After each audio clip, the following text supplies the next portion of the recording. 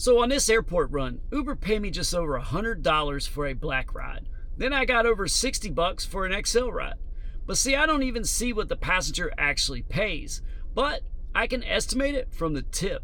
And then I can compare it to what Gridwise says is happening nationwide. So let's break down how much of each ride I probably keep and then how much of that is actually disappearing to platform fees. So I got a few airport trips from the other day. I got one black, then I got a few XL trips. But I'm going to show you exactly what I got paid on those rides. But now we don't see the rider's full receipt, so I'll estimate what they likely paid based on tip percentages and what we know from Gridwise's annual gig mobility report about how prices and platform fees are moving.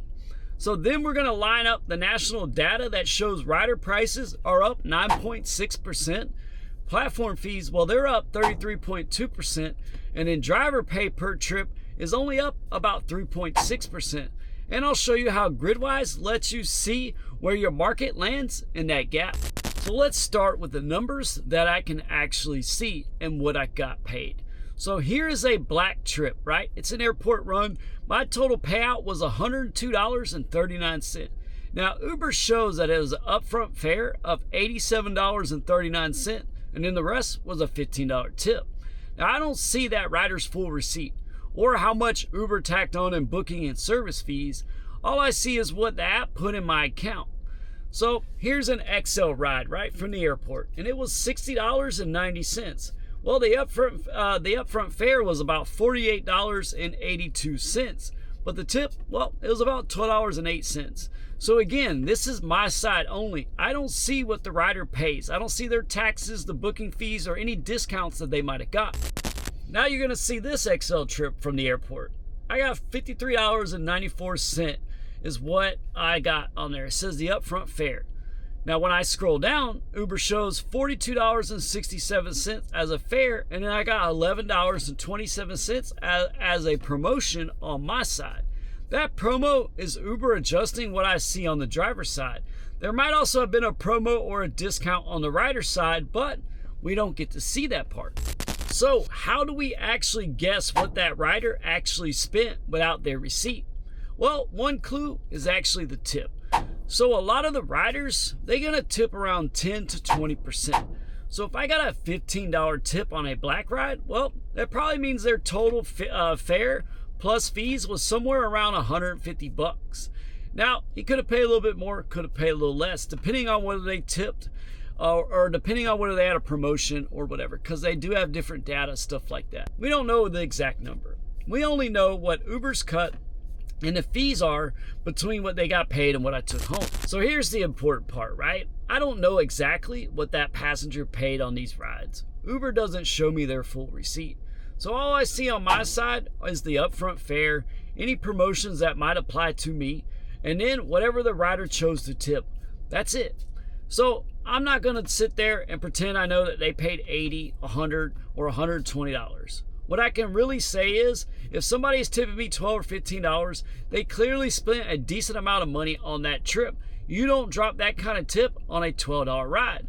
So the exact number of their receipt doesn't even matter as much as the pattern that Gridwise sees at scale, right? So their latest annual gig mobility report shows riders' prices per trip are up about 9.6%. So their platform fees per trip are up about 33.2%, but our driver pay, well, it's only up about 3.6%.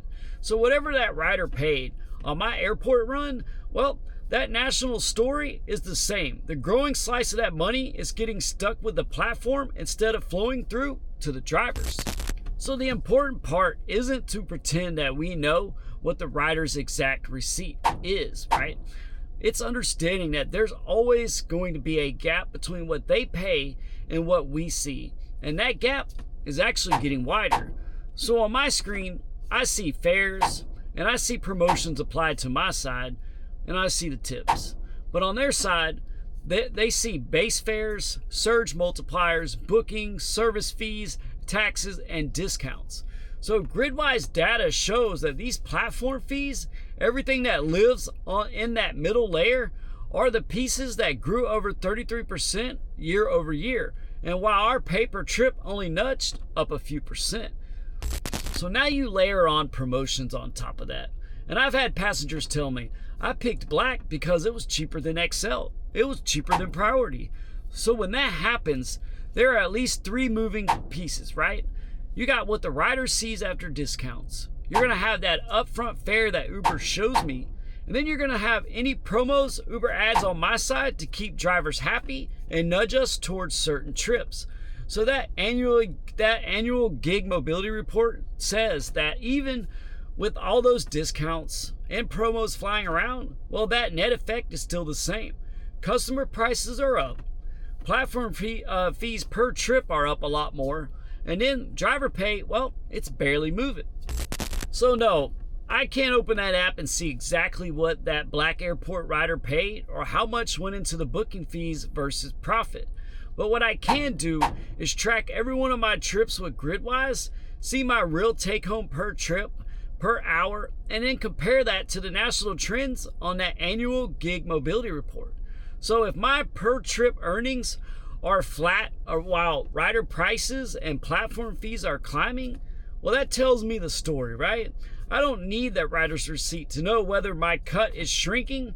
The data makes it pretty obvious.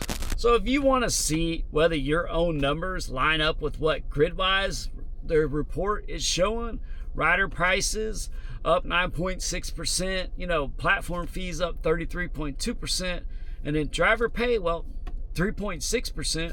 Start tracking your trips with Gridwise. There's a link in the description so you can benchmark your earnings against that national average and see if you're above or below the fee squeeze.